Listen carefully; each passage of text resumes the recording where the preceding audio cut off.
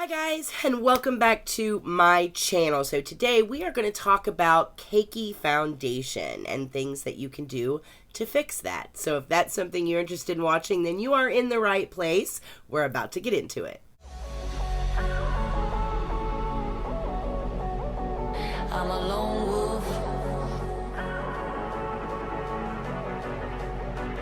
I'm a lone wolf. I'm a lone wolf. I'm a lone wolf. I'm a lone wolf.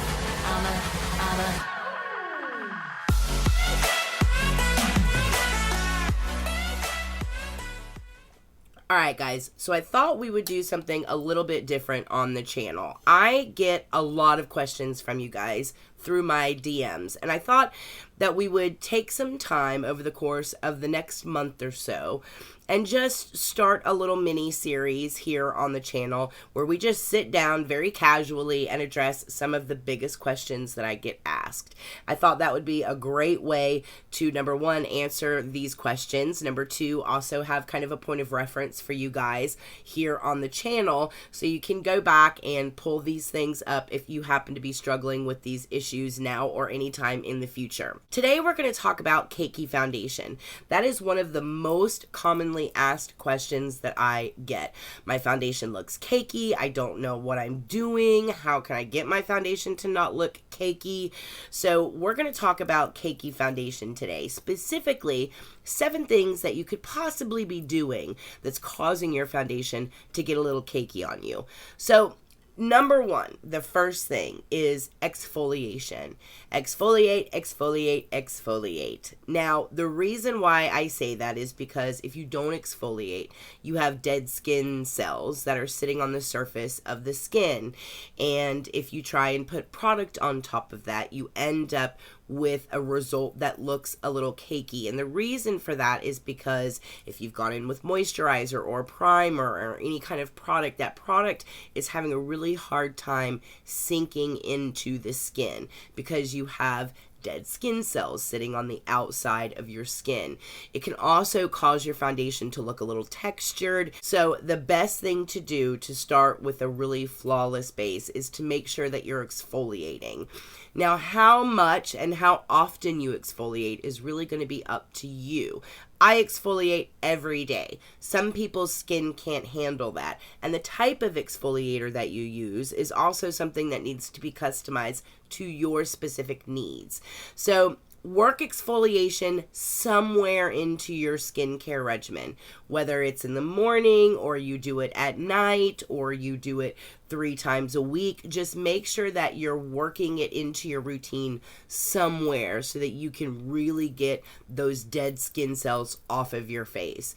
You have a couple of different ways you can exfoliate. You guys have heard me talk about this before.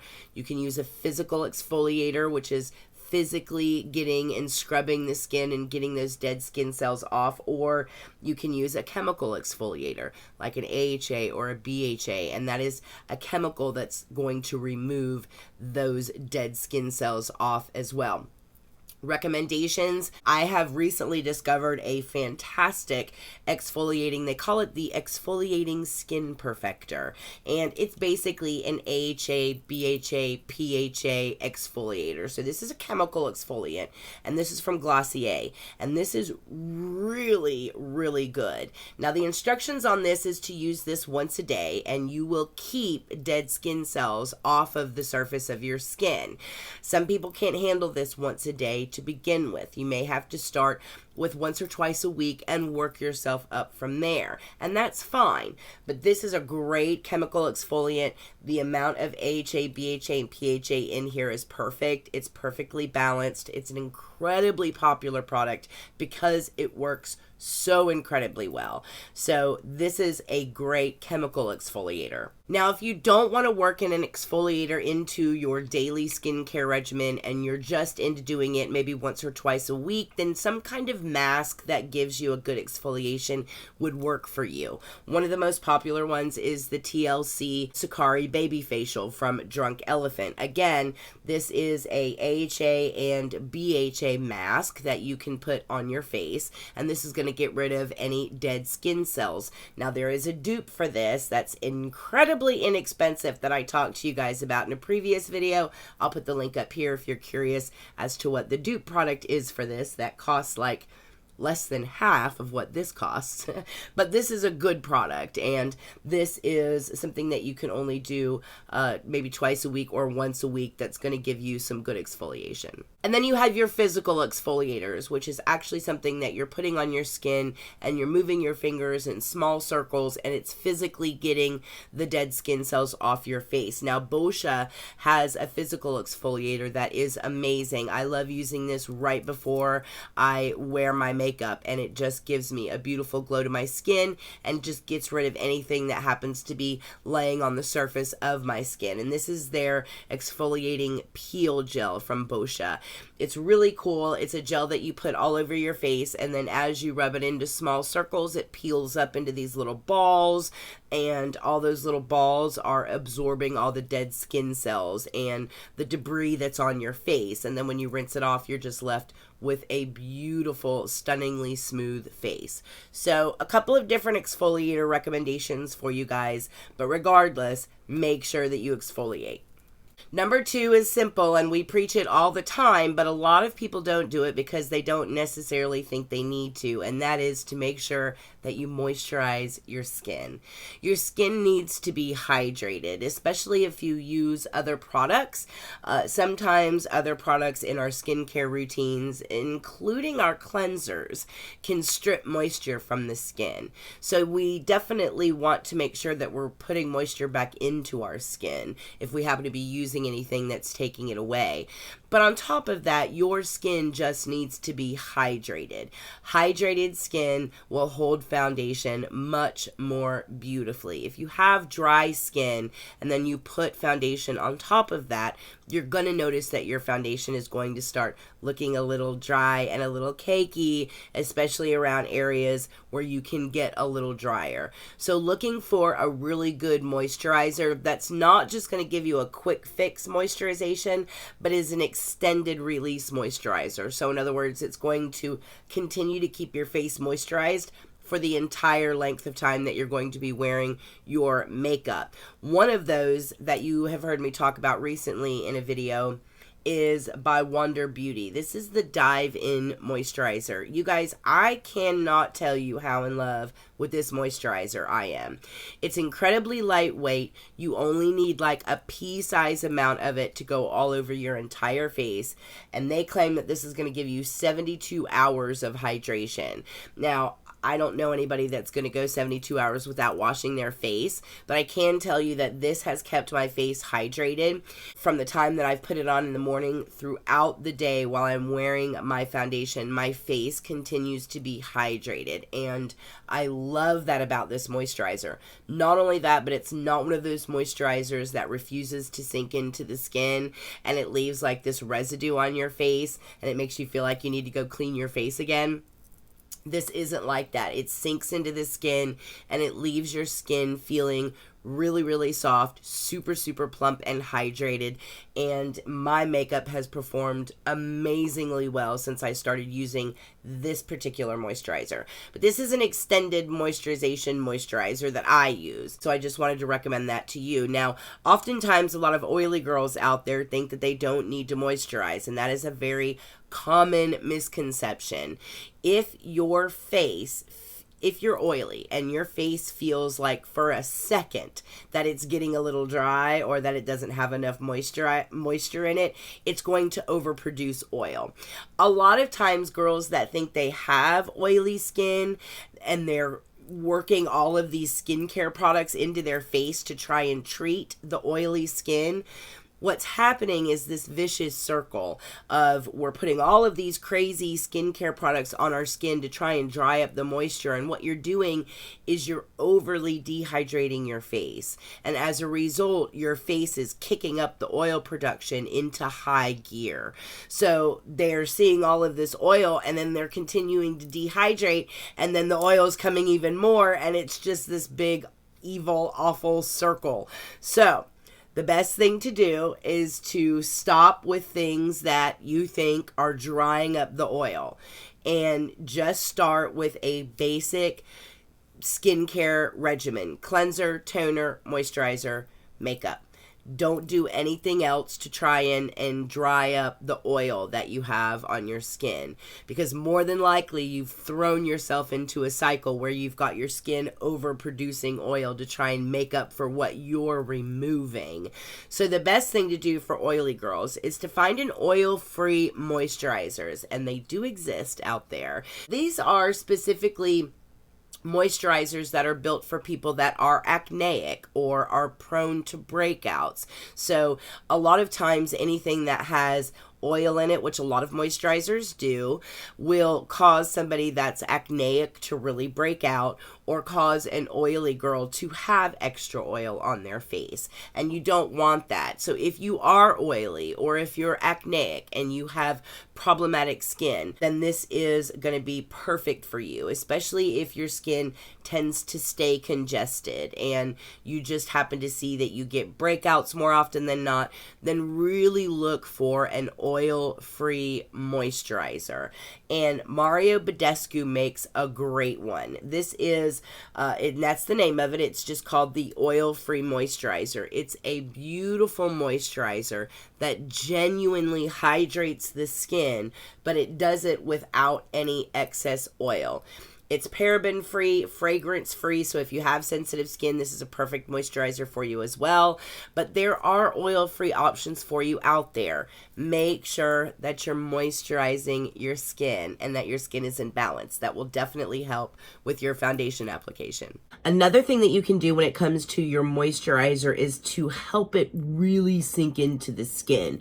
There's a lot of different ways that you can do that. Once you apply a moisturizer, one of the biggest things that people will make the mistake of doing is not waiting long enough from the time that you've applied your moisturizer to the time that you go in with your primer and your foundation. You really need to allow those products to sink into the skin.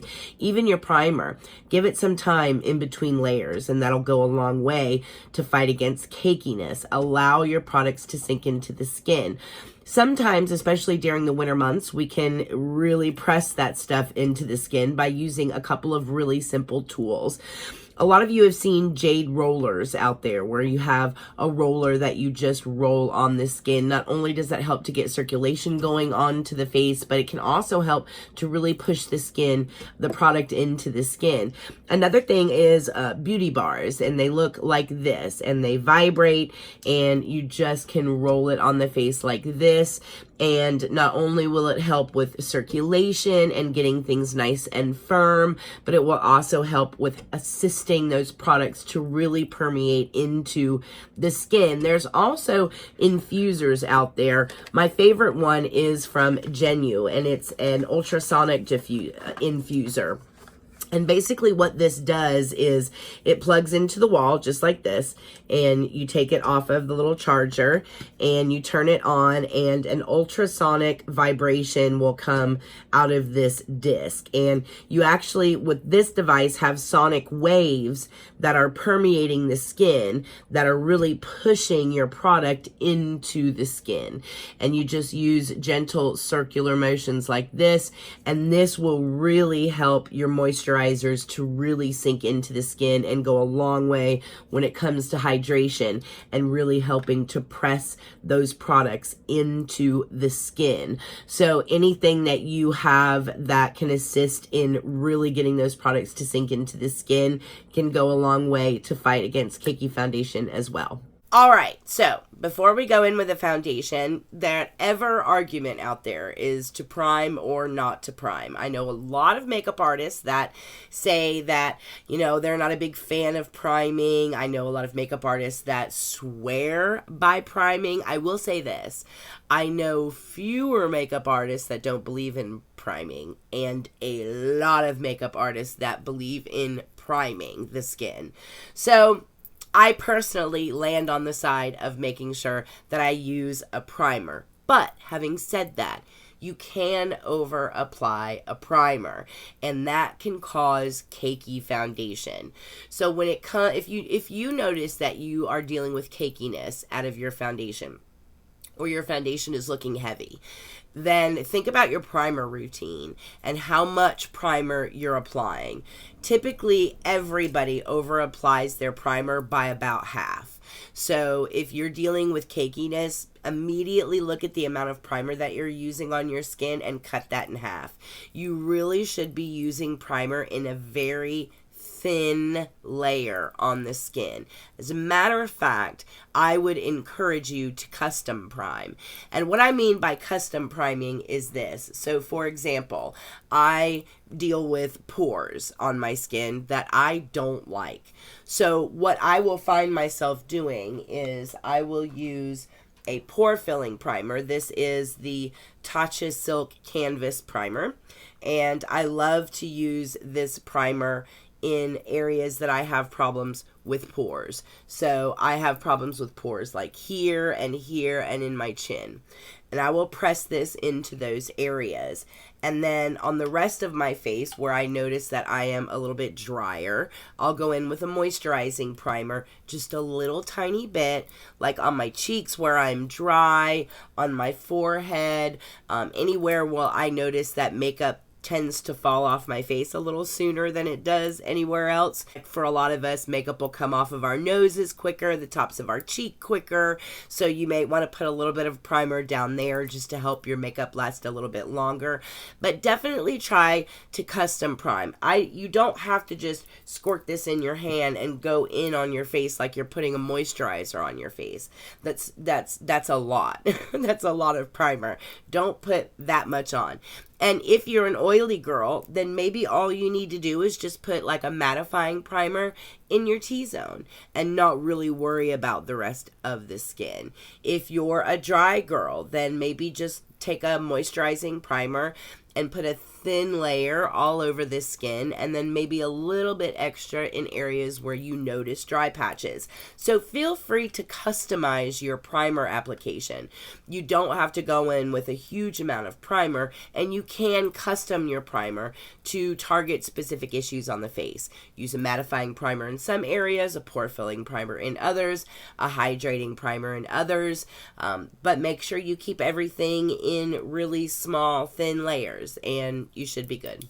So now we're getting into foundation. Now when it comes to foundation application, if you look in the mirror and you see that your foundation is just getting cakey on you, the odds are that even though you may be doing some of the things that we just talked about, more than likely you're putting on too much foundation. That is the biggest offender of cakey foundation. You just have on too much.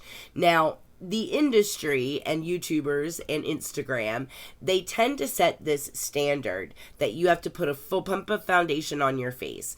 And that is a lot of foundation. To be honest with you guys, if you're dealing with cakey foundation, you're probably applying way too much, and whatever you're applying to your skin, just automatically cut that in half and start from there. So what I would recommend that you do is to start with a very, very thin layer of foundation on your face, like to the point where it's almost ridiculous. And just tell yourself, I'm going to be ridiculous and I'm going to put a thin layer of foundation on my face. What you'll be surprised to see is you'll look in the mirror and you'll go, oh, you know what? I actually have pretty decent coverage on my forehead and on my chin, but it is not hacking it for the spots I have on my cheek or the hyperpigmentation that I have on my cheek. So then that's great. So go in with another thin layer, but only go in on the areas where you're noticing you need more coverage. but make that second layer a very thin layer. So work in very light, very thin layers until you come up with your desired amount of coverage. And just because you've put one thin layer all over the face and you're still seeing freckles and spots doesn't mean you need to go in with another thin layer all over the face. You can go in with additional layers. Just stick to the areas that are problem areas. And that'll keep you from over applying your makeup. Listen, you can always add, but it's a lot harder to take away once you've painted all of that foundation on your face. Speaking of foundation application, that's going to bring us to number 5. Make sure that you buff, don't paint. And this is when it comes to brushes. So my preferred way for application with foundation, especially with someone that I want to work in layers with, I will always reach for a brush in those instances. As a matter of fact, if it's anybody other than myself, very rarely do I use a beauty blender. I use a beauty blender on myself, but on other people, I tend to stick with brushes, and it's because I know on myself how much foundation to apply and what's not enough, but that's a little bit harder when you're working with somebody that you've never worked with before. So I always go in with very thin layers and build as I need to, and that is best done with a brush. Now this is the Smith 115, and it's very simple. Instead of painting the foundation on, because I know a lot of people that will paint the foundation on their face and then they'll pop it with a beauty blender, or they'll just paint the foundation on their face like this and go all the way down, and then that's it. Don't paint your foundation on. Do it the same way that you would with a beauty blender. Just put a couple of dots on the face and then very light pressure. You don't want to ever press in. Very light pressure, barely touching the brush to your skin. Start buffing that product in and really working that product into the skin. And thin layers. And you can use a brush like this. You can use a brush like this, which is just a regular buffing brush, and just do really thin layers. Really work that product as far as you can get those 3 little dots to blend. Blend it as far as you can get it to blend, and then put 3 more dots on and do the same thing. Also, give it a second in between layers. Let it sink into the skin. Look at yourself in the mirror. Figure out where you need a little bit more product and put just a little bit more product there and buff until you have built up coverage over your problem areas, and you have a beautiful high coverage covering all of your issues, but not overly applied foundation base. So really important to make sure you're not painting on, buff it in, and work in really thin layers. Now when it comes to a beauty blender, I'll say the same thing. I've seen a lot of people, when they're using a beauty blender, they'll put it in the product and they're painting the product onto the skin, and stay away from that. No swiping, no painting. This is really meant for the base of it to be used to pounce product into the skin. So if you're going to use a beauty blender, then work in sections on the skin and just put a very tiny amount, and then take your beauty blender and blend it as absolutely far as it will stretch, and then put another couple of dots and blend that out as far as it will stretch, and continue on until you've got one thin layer all over your whole face. And then do the same thing. Look in the mirror, figure out where your problem areas are, put a little tiny bit on just those problem areas, and just touch up those problem areas. So you can do this with a foundation brush or with a beauty blender. So make sure you're buffing, not painting, and make sure you're bouncing and not painting with a beauty blender. Number 6, After you've applied your foundation, blot before you powder. Now, what this is going to do is if there is any additional foundation oil or residue that is sitting on the skin that has not absorbed into the skin, then you want to get that off your face. So if you've got foundation on, you can get some blotting paper or you can just get some toilet tissue. Beauty Blender makes a little blotter called Blotterazzi, which works fantastic, and just blot your foundation. Blotting papers work well. Tissue paper works well. You guys know what to blot with. Once you've applied your foundation, just go ahead and blot and get any excess oil that is still sitting on the skin, whether it's from your foundation or whether it's from whatever, your skin producing oil. Before you powder, just blot your skin before you go in with a powder. That's going to help you from looking cakey, because if you put powder on top of an oily surface, whether it's from your foundation or whether you have produced a little bit of oil between the time that you've applied your foundation and you've put your powder on, you put powder on top of that and you're getting into a recipe for cakiness really quickly. A lot of times girls will notice separation right around in here, and oftentimes it's because they've had a little bit of oil production in here going on and then they put powder on top of it, or their foundation was not completely set in here and it was a little bit of an oilier foundation and then they put powder directly on it. That can cause it to cake up a little bit on you. So some foundations, you don't have to wait for them to completely set down before you go in with powder. But you do want to wait just a little bit and give it time to really sink into the skin. So once you've applied the foundation, take some blotting papers and just blot any excess oil that you have on the skin prior to going in with your powder. All right, and then next, speaking of powder, don't over powder. In this day and age of baking can be one of the biggest culprits of cakey foundation. So if you deal with cakey foundation, back off the powder and just apply one thin layer of powder, and that's it. If you like a brightening effect, you can get brightening powders and just put a light thin layer of a brightening powder in this area and then a regular powder on the face. That's still one thin layer all over your face. You don't have to pounce tons of product underneath your eyes or down the center of your face or here and just pile on tons of powder. Try and stick with really thin layers of powder, enough to just set the face. If you don't have an overproduction of oil, then try and just like set your T-zone or anywhere that you see that you get shiny. Try on those days just setting those areas, and then don't even set the rest of the skin, because you can go in with a setting spray and set the rest of the face with a setting spray, and that's going to look much better than just applying powder all over the face. So if you don't have to, then you don't have to, unless, you know, there are a lot of finishing powders out there that give us a really pretty airbrushed look. And if you want that look and you're not using powder just to control oil, then by all means, knock yourself out. Just keep it to a really thin layer of powder. Just don't over apply your powder, because that is a cakey culprit. And then speaking of setting sprays, last but not least, a setting spray really can be your best friend when it comes to cakey makeup. So when you have a really powdery look to the face after you've applied your makeup, a lot of times a setting spray will help get rid of that cakey, powdery kind of look. So a hydrating setting spray is great. And I'll tell you one that I just recently tried.